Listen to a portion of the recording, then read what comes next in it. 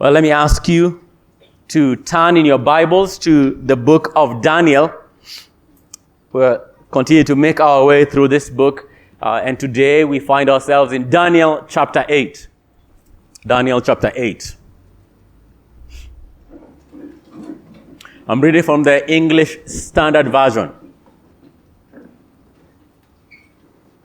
In the third year of the reign of King Belshazzar, a vision appeared to me, Daniel, after that which appeared to me at first. And I saw in the vision, and when I saw, I was in Susa, the citadel, which is in the province of Elam. And I saw in the vision, and I was at Ulai Canal. I raised my eyes and saw, and behold, a ram standing on the bank of the canal. It had two horns, and both horns were high, but one was higher than the other, and the higher one came up last. I saw the ram charging westward and northward and southward. No beast could stand before him, and there was no one who could rescue from his power. He did as he pleased and became great. And as I was considering, behold, a male goat came from the west across the face of the whole earth, without touching the ground. And the goat had a conspicuous horn between his eyes. He came to the ram with the two horns, which I had seen standing on the bank of the canal, and he ran at him in his powerful wrath. I saw him come close to the ram, and he was enraged against him, and struck the ram and broke his two horns. And the ram had no power to stand before him, but he cast him down to the ground and trampled on him. And there was no one who could rescue the ram from his power. Then the goat became exceedingly great. But when he was strong, the great horn was broken, and instead of it, there came up four conspicuous horns towards the four winds of heaven.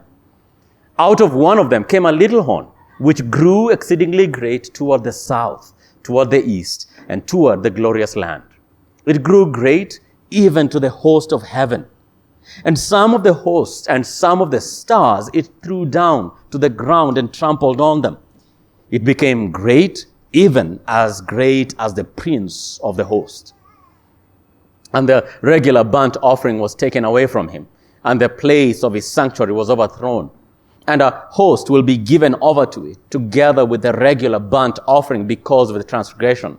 And it will throw truth to the ground, and it will act and prosper. Then I heard a holy one speaking, and another holy one said to the one who spoke, "For how long is the vision concerning the regular burnt offering, the transgression that makes desolate, and the giving over of the sanctuary and host to be trampled underfoot?" And he said to me, "For 2,300 evenings and mornings. Then the sanctuary shall be restored to its rightful state." When I, Daniel, had seen the vision, I sought to understand it. And behold, there stood before me one having the appearance of a man. And I heard a man's voice between the banks of Ulai, and it called, "Gabriel, make this man understand the vision." So he came near where I stood. And when he came, I was frightened and fell on my face. But he said to me, "Understand, O son of man, that the vision is for the time of the end." And when he had spoken to me, I fell into a deep sleep with my face to the ground. But he touched me and made me stand up. He said, "Behold, I will make known to you what shall be at the latter end of the indignation, for it refers to the appointed time of the end. As for the ram that you saw with the two horns, these are the kings of Media and Persia. And the goat is the king of Greece, and the great horn between his eyes is the first king. As for the horn that was broken in place of which four others arose, 4 kingdoms shall arise from his nation, but not with his power. And at the latter end of their kingdom, when the transgressors have reached their limit, a king of bold face, one who understands riddles, shall arise.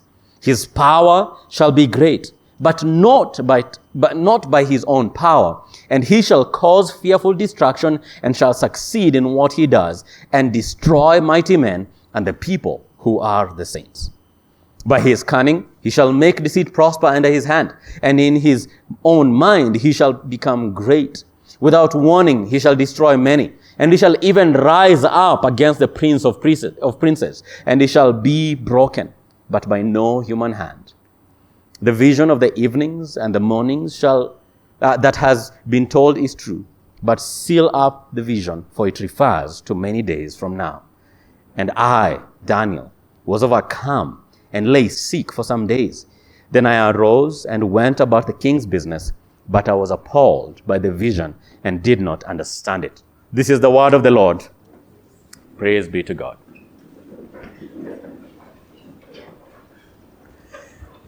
Different stories are told about how people who were in Nazi concentration camps survived such torture. There was different amounts of suffering and torture that people were subjected to, that prisoners had to endure. But one of the main themes that came about after the survivors were interviewed is that those who were hopeful survived.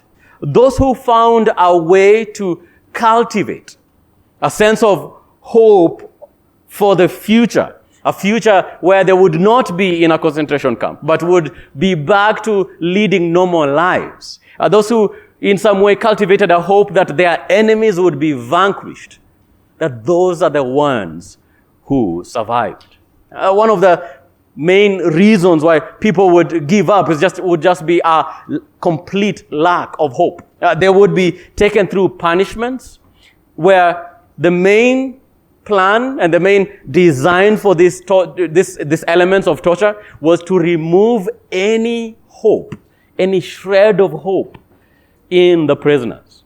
And many people gave up and would often die. But those who remained hopeful often survived. As we turn to chapter 8, you might be thinking, yep, this is the kind of stories in Daniel that I have heard of. Or rather, this is where my reading of Daniel usually stops. Because what is going on there? What you will see, what I hope we will see, is that God is telling his people that they will greatly suffer. But he is equipping them with hope that they will triumph in the end. And we'll see in this text that opposition is promised, but restoration is assured. Opposition against the people of God is promised, but restoration of the people of God is assured. And let's make our way slowly through this text and first notice the setting for the opposition. The setting for the opposition. Daniel has another vision after the first. He is keen to connect this vision that he just had with the previous one that he had, that we saw in chapter 7. This is his second vision, and this is happening 2 years after the first vision. He tells us the time and the place when he had this vision. The time is during the 3rd year, verse 1, of the reign of King Belshazzar. Chronologically, this event would have happened somewhere between the end of chapter 4 of Daniel and the beginning of chapter 5. The place, he is having this vision at a canal called Ulai in the citadel of Susa or Susha or Susa. I've had so many pronunciations this week as I sought to know how this is pronounced. In the province of Elam. This is the location that he is transported to in the vision. He would have likely been in Babylon, the capital of the empire that is in power, the empire of Belshazzar. But in his vision, he would have been transported to this city that would later become an important city for the Persian Empire. But remember, this time it's not Persia that he is in control of this region. But that is particularly why he is taken there, because he is about to be told about events that will happen in the future. So then we see the events in the vision. He sees, we are told, a ram. Verse 3, I raised my eyes and saw, and behold, a ram. This is something that he wants us to notice. This is something that he wants us to focus. That's why he tells us, behold. The fact that it has 2 horns and the fact that it is standing is meant to connote here power and strength. These are themes that are continually repeated in this book. Something interesting that you notice about these 2 horns is that one is higher, verse 3, than the other, and the higher one came after. This corresponds well, you'll remember, with the picture that we saw earlier in chapter 7. Remember the beasts that we saw? The second beast was a bear, and we're told it was raised on one side to show that this was a kingdom that was made up of 2 parts, with one being more dominant than the other. So this begins to tell us that what we are about to see in chapter 8 is not new territory. It's not as if he has a vision that is completely disconnected with the previous vision of chapter 7. What is happening in chapter 8, and we will see throughout till the end of the book, is a double clicking on the vision that he had in chapter 7. Which, if you go back in the book of Daniel, is a double clicking on the vision that Nebuchadnezzar had in chapter 2 of the 4 kingdoms that were represented in a statue. This is one book, and he is unfolding the same truth throughout the book. This chapter and this particular vision is seeking to add particular details by focusing on a particular period in the history covered by the 4 kingdoms. So we notice later as well that the second kingdom is identified as the dual kingdom. You'll notice verse 20. Look at verse 20. As for the ram that you saw with the 2 horns, these are the kings of Media and Persia. Historians tell us that the smaller Persian kingdom conquered the larger Median kingdom and subsumed it into its realm.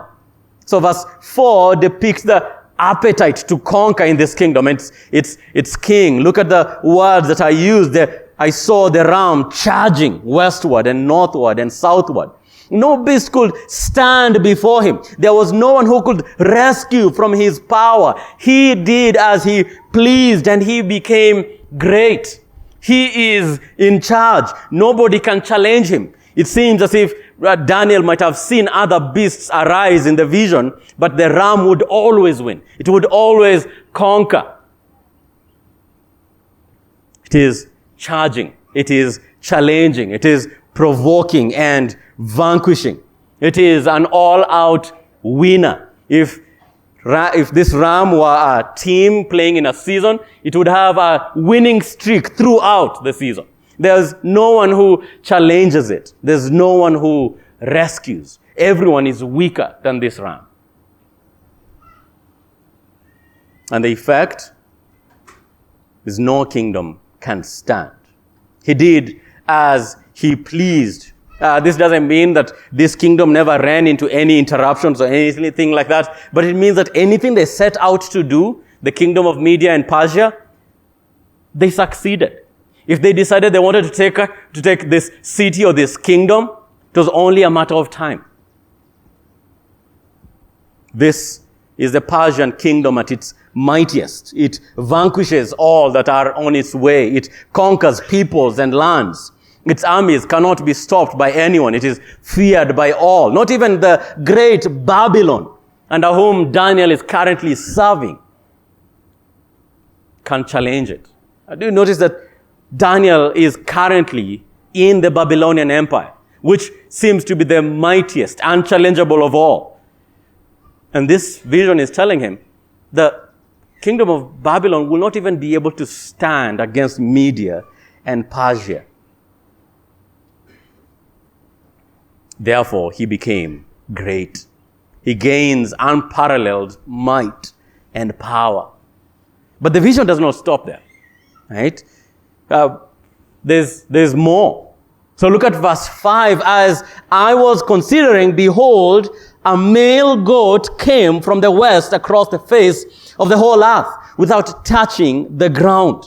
While Daniel is contemplating, he says, as I was considering, as I was looking at the charging westward and northward and southward, and some of you are very keen, you might have noticed that the kingdom of Media and Persia never goes eastward. And like, what's up with that? Well, that's because this kingdom was in the east. Right? There was no one in the east for them to conquer. They were the ones in the east. But well done for noticing that. That's great keenness. That's kind of what we want. That's how we want to read our Bibles. So while Daniel is contemplating this, behold, another kingdom arises. A male goat. We're told the identity of this goat in verse 21, and the goat is the king of Greece. Well, the same language of power and dominance is conveyed about this kingdom that is portrayed as a male goat. Some distinct elements are highlighted. First, notice the speed and swiftness of this kingdom. This male goat comes across the face of the whole earth without touching the ground. This means he is speedy, he is fast, and he is full of wrath. He runs at the ram. He seeks to challenge the one who cannot be challenged. And notice the unitary power. While the kingdom of Media and Persia have two horns, this one has one conspicuous horn between its eyes. Chapter 5, verse 5b. It is one army, one kingdom, one people, united under one purpose. Notice the force of this kingdom. We're told that he comes in wrath. And he comes straight at him. He does not seek to connive or come behind or conspire. He just charges at him while he is standing. And verse 7, he came close to the ram and he was enraged against him. And he struck the ram and broke his two horns. No one could rescue the ram from his power. Therefore, the goat became exceedingly great. Do you notice what just happened? The ram was great. No one could rescue. But now the same language that was used for the ram is used for the goat. The goat is enraged. We're told that he trampled on him. He cast him down to the ground. There was no one who could rescue. And therefore the goat, verse 8, became exceedingly great. This is the continually repeated message of Daniel. You see that great kingdom? Yes, another one shall arise. Or you see that great kingdom? Or yes, another one shall arise. One great power has been succeeded by another. But even this one, you notice what happens? Even this one, while it's at the height of its power, verse 8, but when he was strong, the great horn was broken, and instead of it, there came up 4 conspicuous horns toward the 4 winds of heaven. The kingdom, as we saw, has been identified as Greece, and as we know from history, we know of the swift conquest of the man called Alexander the Great. The things that are being shown to Daniel here are not just mysterious things in the air, in the ether. It's not just abstract things. It's actual vision and prophecy of what is to happen. And what we know right now did happen. Alexander the Great succeeded his father at the age of 20, and he mounted a rapid campaign that conquered the known world in a period of 10 years. Now, for you guys, it might sound like 10 years, but I think it's because you're imagining there's like jet fighters back then. No, guys had to like fight on camels, right? And cross rivers by first of all building a bridge. In 10 swift years, he conquers the known world. In a short decade, he formed the biggest empire known to the world up to that point. His conquest would spread the Greek language and civilization. It's actually the reason why we have our New Testament in the Greek language. But at the age of 32. At the young age of 32, he succumbed to a fever that many suspect might have been malaria. To think that this mighty warrior, who was a famed strategist, who was known to quickly conquer and move on, might have been conquered by a mosquito.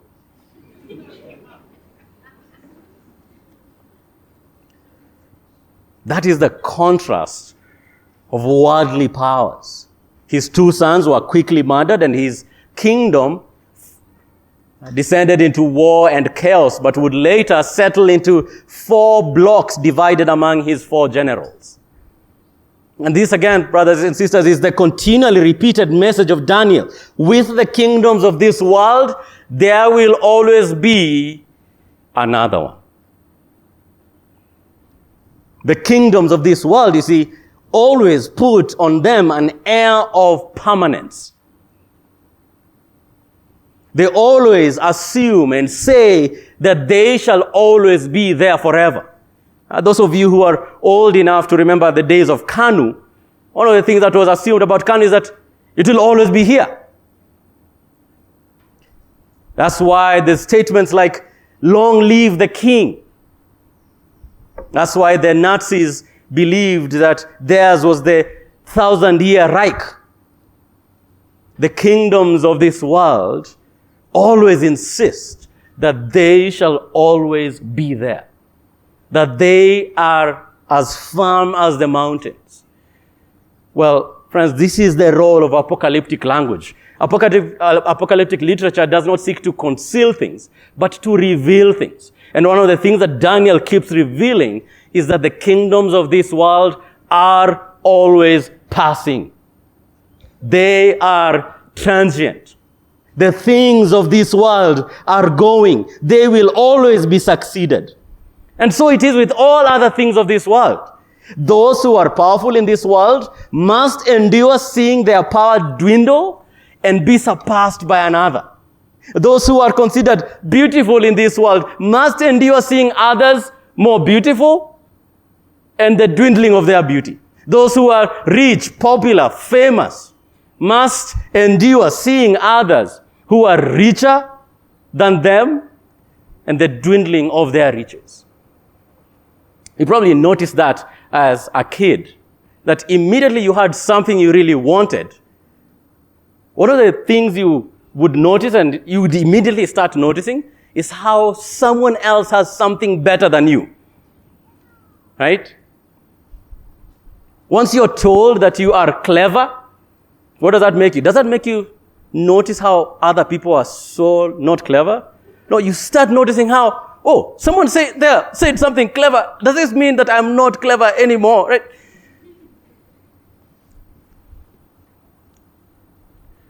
Those who are powerful will die many deaths in this world. Those who consider themselves powerful will die many deaths in this world because of how weak they will always feel themselves to be. Those who consider themselves beautiful, rich, famous, popular will often see how they are the opposite because of others who arise after them.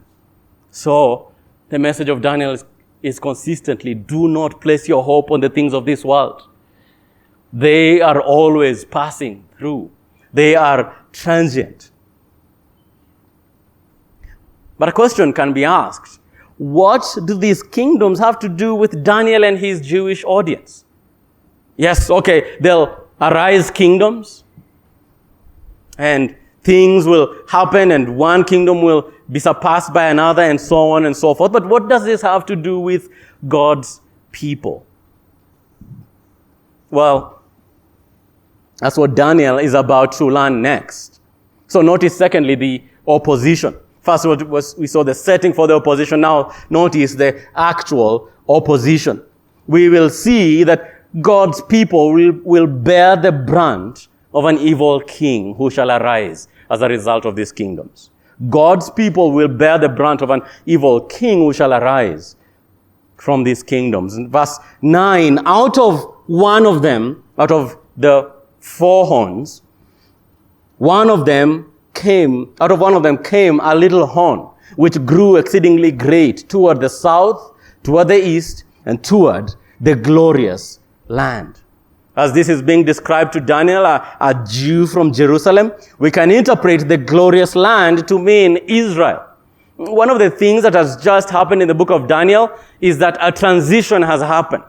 Throughout the book of Daniel so far, we've been seeing what it means for God's people to live as exiles in Babylon. But what chapter 8 and continuing starts to prepare the people of God for, starts to prepare them for a return to the glorious land, to Jerusalem, to the end, start to prepare them for the end of the 70 years and the end of the exile as promised by God. But God is telling them that when you go to that land, do not think that all things are going to be fine. Do not think that going back to Jerusalem means a return to glory and to the Davidic kingdom and everything working out well. But instead, actually, what is awaiting you is bearing the brunt of an evil king who shall arise from these kingdoms. This horn, we are told, starts out small but grows. And verse 10, it grew great, even to the host of heaven. This means that it amasses victory and influence. This is a king that arises, that is at first appears to not be great, to not be imposing. Verse 24 continues, rather verse 23 tells us more about this king. At the latter end of their kingdom, when the transgressors have reached their limit, a king of bold face who understands riddles shall arise. His power shall be great, but not by his own power. And he shall cause fearful distraction, and shall succeed in what he does, and destroy mighty men and the people who are the saints. By his cunning he shall make deceit prosper under his hand, and in his mind he shall become great. This is a king who clearly is assumed to have trickery. We're told he is cunning, that he understands riddles, that he at first would be considered harmless, that he would not be considered to be one who would become one of the greatest kings. But that is not what happens. Over time, he will amass strength and influence. And as the typical pattern for the kingdoms of this world, he shall seek to grow and amass more. And he shall set his focus on Israel.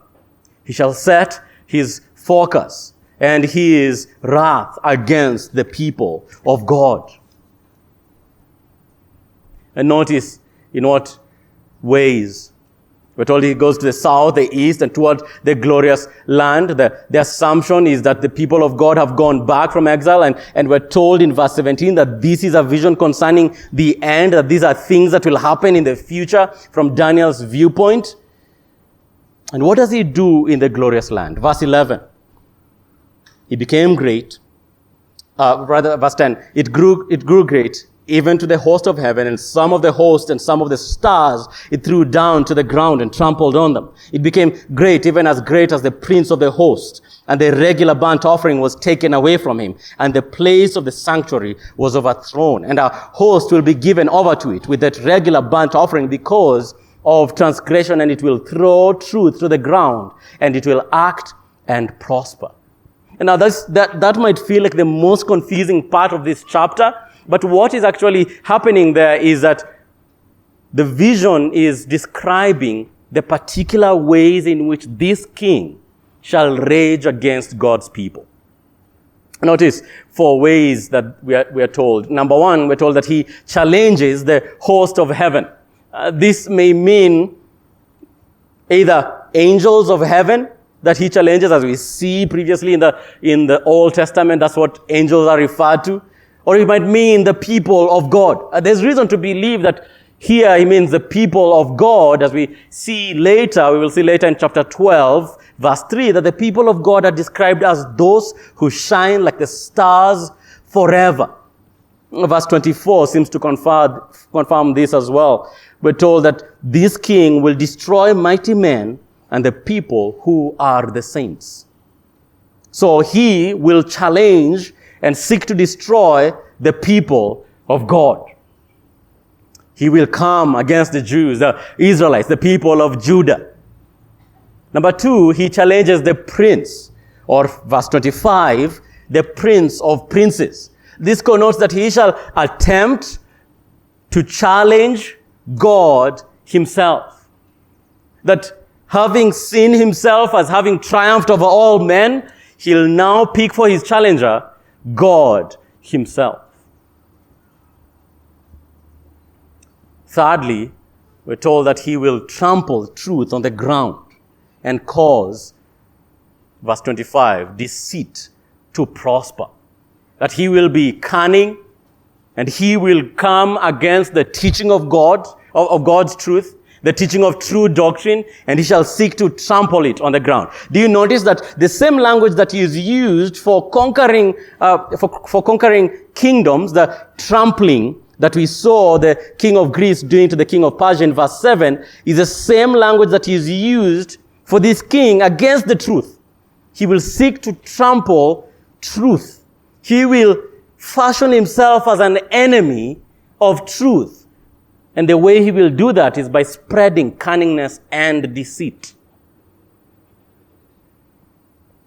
This will not just be a fight for territory, it's a fight for truth.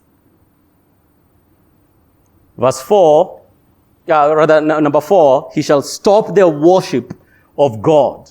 In verse 12, we are told that the regular burnt offering shall be taken away from him. From who? From the prince, who is God. This is to mean that he shall divert the worship of God's people away from Yahweh. That he shall take away the elements that they need in their worship against God. He opposes God, he eradicates God's worship, and he crushes God's people. This is the ultimate enemy of God's people. This is nothing short of a brazen attack on Judah and its inhabitants and its worship. God tells Daniel that this is coming. God shows Daniel that this will happen down the corridor of time. It is blood-curdling, it is brazen, it is blasphemous. And it is coming. The Bible commentators are pretty much agreed that this is referring to Antiochus IV. This would have happened in the 400 period between the Old Testament and the New Testament, who comes from one of the four kingdoms, the Seleucid Empire. Please, Hebrew scholars, forgive me for butchering that term. And this was one of the break-off kingdoms from Alexander's empire. We're told that he had a reputation of flattery and bribery. He is known for his harsh attempts to Hellenize Judea and Jerusalem, and for his desecration of the Jerusalem temple. Around the year 167 BC, he sent his general Apollonius to Jerusalem with 22,000 soldiers, and he attacked Jerusalem on the Sabbath. This resulted to the death of much of the male population. He banned Jewish rites and rededicated the temple to Zeus, the Greek god. The people of Israel were no longer allowed to circumcise their sons or follow Jewish law. They were also commanded to sacrifice swine, that's pigs, unclean animals, on the altar of the temple of God.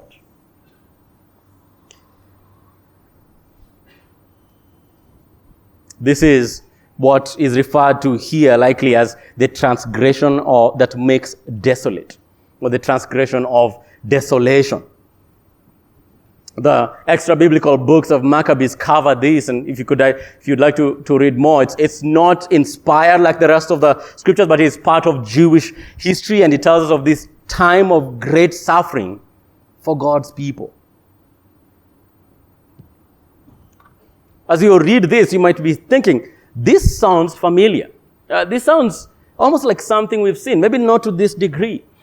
You remember that in chapter 1, God gave the temple to Nebuchadnezzar to come and pillage. Earlier in chapter 7, we saw that the fourth kingdom, which is not covered in this chapter, will seek to trample on the people of God. And now we're being told about the third kingdom of a king who shall arise and rage against God's people. Earthly authority at its most sinful is beastly and seeks to rage against God. But friends, do not miss the significance of this. God is promising his people. God is promising his covenant people great, dark, unspeakable suffering.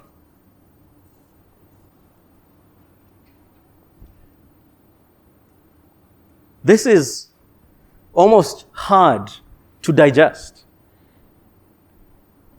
As Daniel is probably hoping that the 70 years will end soon, and they will go back to the nation of Israel. They'll go back to Judah and Jerusalem, and they shall rebuild the temple and the city, and the worship of God shall be reinstated.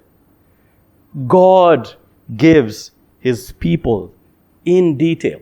And we shall see even more detail given in chapter 11 and 12. If this is detail in chapter 8, chapter 11 and 12 is like detail pro max of the suffering that will happen to his people.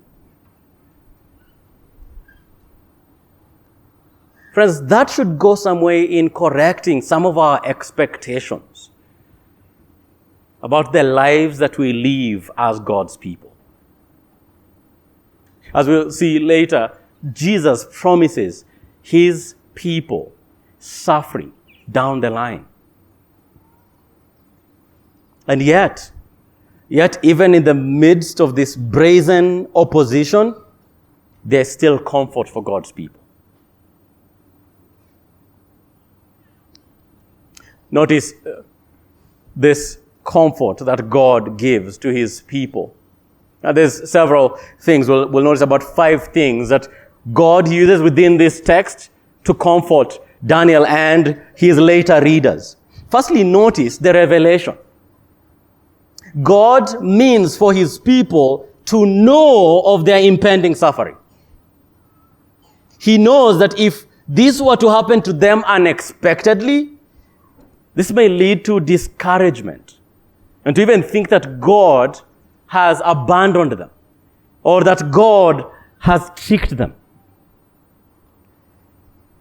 One of the things we like to do at our home is whenever you see someone approaching from the end of the corridor, you hide yourself, and then as they approach, you say, boo!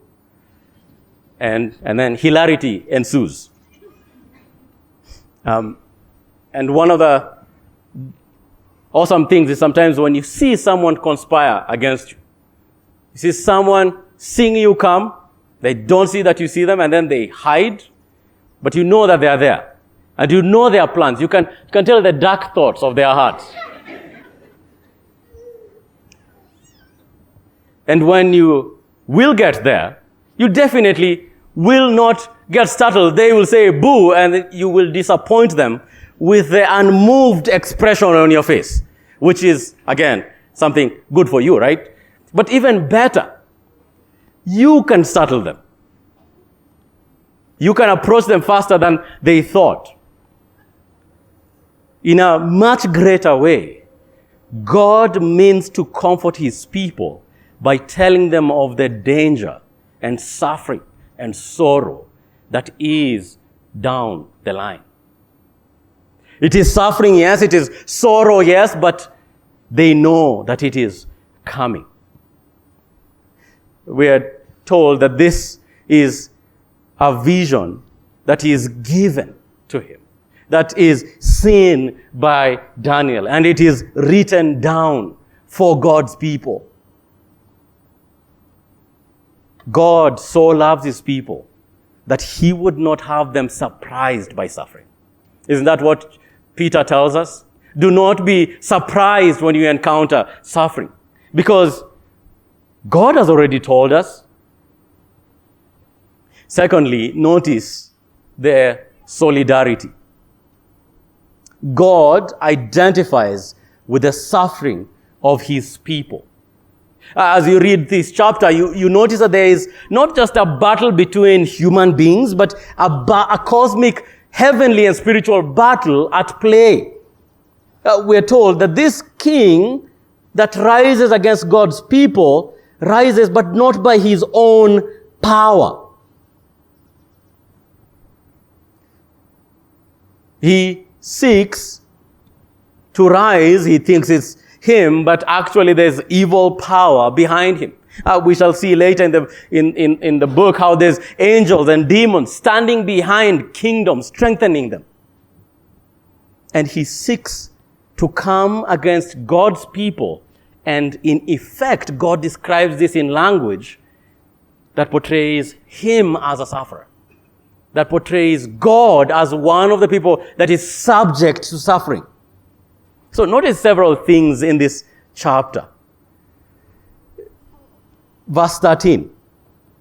Then I heard a holy one speaking, and another holy one said to the one who spoke, for how long is the vision concerning the regular burnt offering, the transgression that makes desolate, and the giving over of the sanctuary and host to be trampled underfoot? And he said to me, for 2,300 evenings and mornings, then the sanctuary shall be restored to its rightful state. Did you notice that? Did you notice that the suffering that is promised, but who asks how long the suffering shall last? It is a holy one of God. It is an angel that asks. It's not even Daniel who asks, how long will I suffer? We're used to reading through the book of Psalms and Lamentations, and there we see the humans who are suffering asking, how long, O Lord? Oh, well, here, heaven joins the chorus of God's people and says, how long, O Lord? The cry of God's people is the cry of God's angels, is the cry of heaven. God identifies with the suffering of his people. Even though they will suffer and feel like they are alone, no, heaven is there. Heaven is watching and heaven is standing in solidarity.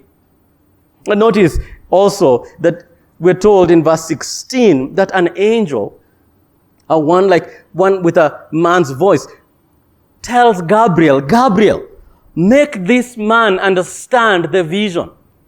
Who is a God like this? The people of Israel are in this situation because of their sin.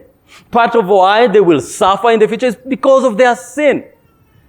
And yet, this God condescends not only to explain to his people that they will suffer, but also to show them that he is also anticipating and executing providence in such a way that the suffering will come to the end. The solidarity is there. It is real. Notice another thing about this solidarity. Verse 10, it's just spread throughout. Verse 10, this goat, this little horn that has broken off from the goat, it grew great even to the host of heaven, and some of the host and some of the stars it threw down to the ground and trampled on them. And it became great, even as great as the prince of the host.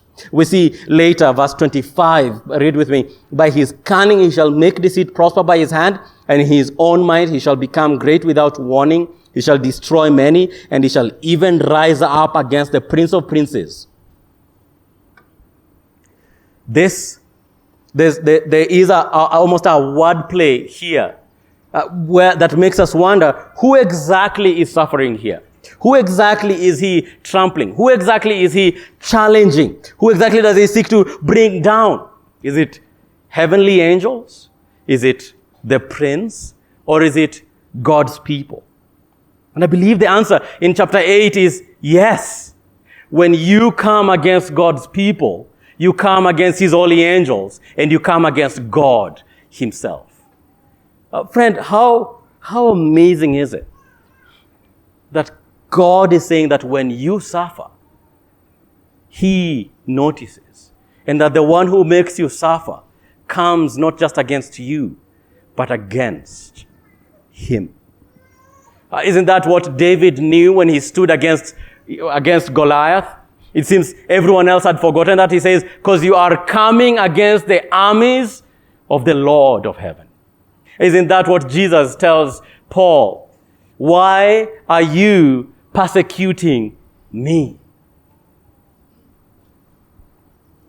Thirdly, notice the companionship. The companionship, the revelation, the solidarity, the companionship. Thirdly, the angel, do you notice? Verse 16, the angel appears as a man. And I heard a man's voice between the banks of Ulai, and it called, Gabriel, make this man understand the vision. And when he came, I was frightened and fell on my face. But he said to me, understand, O son of man, that the vision is for the time of the end. And when he spoke to me, I fell into a deep sleep with my face to the ground. But he touched me and made me stand up. In the midst of visions, frightening visions of beasts, God sends His angel who appears as a man. Now, he's still scary, right? It's only Mary, by there, who an angel appears and she doesn't seem frazzled. She just goes, be it unto me according to your word. It's like, whoa. 16, what? Right? Everyone else, when they see angels, right, they are scared. Do you notice, like in 2 Samuel, when an angel appears in Jerusalem to execute God's judgment on David and Judah? We're told that this angel stood and his sword was over the city of Jerusalem. His sword was over a city.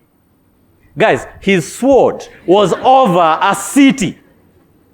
Now, I don't know if you've done math and relativity, right? You can say, if the sword is over a city, how big is the one who holds it? When people see angels, they fall down as though dead. And God, seeming just compassionately, sends His angel to comfort Daniel in the midst of this scary vision that would cause trepidation. And He speaks in the voice of a man. And Gabriel, who comes, even though he's still frightening, touches him and strengthens him so that he can stand.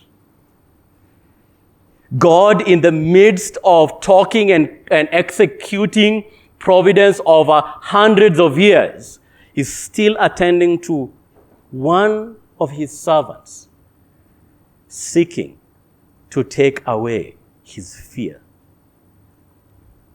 That is how loving, gracious, and compassionate our God is. And this Gabriel explains, we'll see him later in chapter 9. He pushes back against Daniel's fear with understanding. Verse 19, he says, behold, I will make known to you what shall be at the latter end of the indignation, for it refers to the appointed time. He seeks to help Daniel to understand.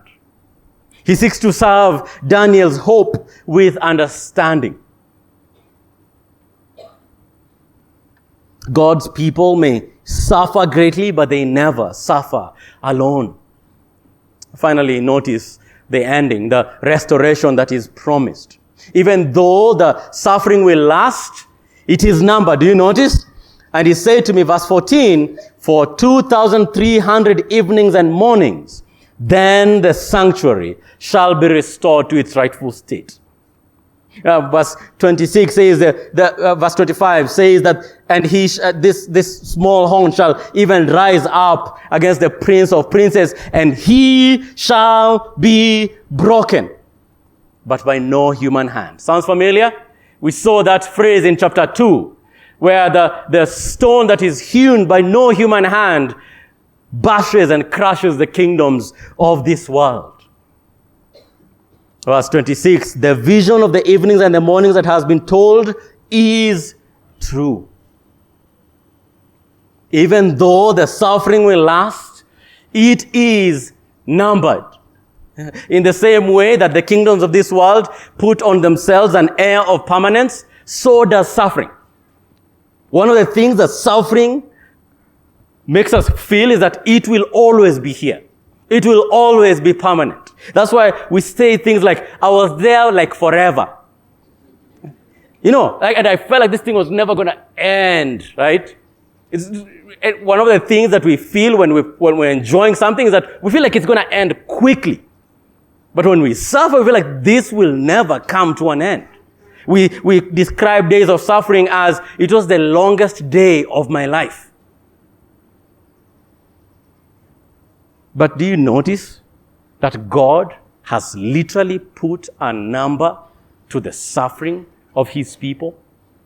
That heaven has gone 1, 2, 3, 4, 5, 6, 7, 8, 9, 10, all the way to 2,300 evenings and mornings, and no more. And he shall be broken. Friends, one of the lies that we are bound to believe is that our suffering is forever and our glory is transient. But what the scriptures tell us is what is actually numbered is your suffering. God knows how many days he has appointed for his people to suffer. All suffering of God's people has a timing on it. Has a timer that goes tick, tock, tick, tock, tick, tock. And one day, there'll be no more tick. There will be restoration. There will be the coming of the end. This restoration, we are told in verse 26, is true. That means you can build your life on this. You can proverbially, as they say, take it to the bank. You can trust, Daniel, that this will come to an end. Friends, this is our God who seeks to tell his people before suffering, hey, you will go through suffering. You will go through suffering. You will endure the loss of loved ones. You will endure persecution, insult, and sorrows. It's throughout the scriptures. Jesus tells his disciples, right? He tells them, you will be drawn before courts, and they will seek to imprison you, to even kill you. That day is coming. When Paul goes strengthening the churches, he tells them, through hardships and tribulations, we must enter the kingdom. Jesus in Matthew chapter 24 and Mark chapter 13, I encourage you to read that this afternoon, tells his disciples and the people of Jerusalem about the impending repeat of this tragedy. When the Romans would come in 70 AD and crush the temple once again and the people of Jerusalem. And he says, because of the elect, the days shall be shortened. God sees the suffering of his people. He tells them about the suffering of his people. And he strengthens them through the suffering. Friend, let me ask you, could it be, might you be struggling with suffering right now that you're going through? Could part of that struggle be emanating from the fact that you did not anticipate that suffering is a part of your Christian life? Could it be that you did not anticipate that your good works may sometimes be reciprocated with evil and pain? Could it be that you did not expect to be maligned and insulted for the sake of Christ? Could it be that you have formed a false impression of what the promises of God are? And you have believed in a soft prosperity gospel that tells you, yeah, things generally will work out for you. Like, you'll suffer, but you won't suffer. You'll suffer, but you won't suffer. That's how we speak as Kenyans. You guys know that there's range there. Right? This will be hard, just not that hard. And what you are dealing with right now is not even the suffering, it's the surprise that the suffering has come. That you feel like God promised one thing and he delivered another. That he spoke from both sides of his mouth. That he has failed to keep his promise. Well, friends, God has promised his people suffering. In the same way that he promised the Jews here, he has promised us suffering. He has told us to expect difficulty and hardship.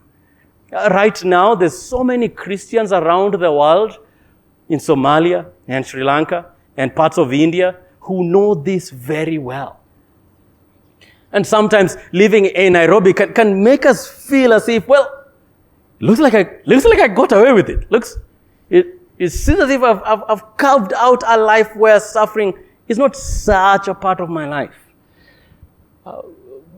Friend, could that be because you have put some brakes on some acts of faithfulness that God has called you to because of the fear of suffering? Friend, could you trust this God? I encourage you to trust this God to empower and strengthen you in the midst of the suffering that you find yourself in. To know that your good, loving Father has apportioned for you this suffering, and it is finite and it's gonna end. So how does Daniel respond to this? Verse 27.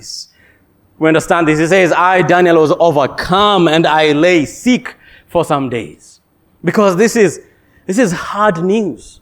This is a difficult teaching. This is not your typical New Year's message. This is difficulty promised. But then what did he do? Then I arose and went about the king's business. But I was appalled by the vision and did not understand it. Well, we, unlike Daniel, on this other side of history, can understand it. We can see the things that happened. And even though all of us in our suffering might not fully understand it. That's one of the things we always say, right? I do not understand why God would apportion this. But what God calls us to do is not a full understanding of everything. That is, we leave that to Him in trust. But what we do is we rise and we continue to serve wherever He has placed us. Daniel has just been told that Babylon is coming down. But he arises to serve who? The king of Babylon. He knows that, as he was told in chapter 7, there's a kingdom that is coming that shall never fall. He continues to serve in the kingdom that will crumble because he knows that he serves for the kingdom that will never crumble. And that is how we live in the midst of our suffering. That is the example that our Savior left for us. That is what we commemorate in our Holy Communion. We know that our Savior knew that He had been apportioned suffering, but not because of His sin, but because of our sin. He came and suffered on the cross. He took what God apportioned for Him because of the joy that was set before Him. And friend, if you're here and you're not a Christian, it is terrible to suffer. One of the worst things than suffering is to suffer purposelessly. Is to suffer only as a preparation for greater suffering in hell. We would beseech you, we would beg you to turn to Jesus and trust in Him. And give Him your suffering. Because He will be with you in it. And friends who are Christians here, friends, in the same way that our Lord walked into suffering on our behalf and came out on the other side into glory, because our head has done so, so shall we. Because the head has gone through the thicket, so shall the rest of the body. so we can faithfully entrust ourselves to him in the midst of our suffering.